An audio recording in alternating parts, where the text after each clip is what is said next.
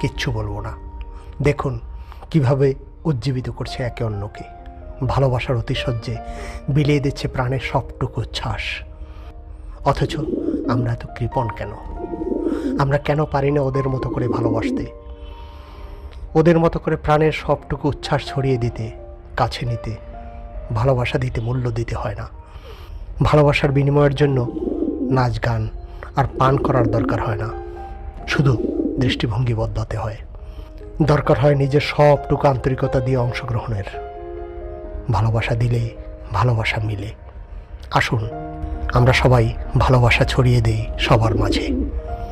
ভালো থাকবেন, আর বিষয়টি ভালো লাগলে চ্যানেলটি সাবস্ক্রাইব করে লাইক শেয়ার দেবেন।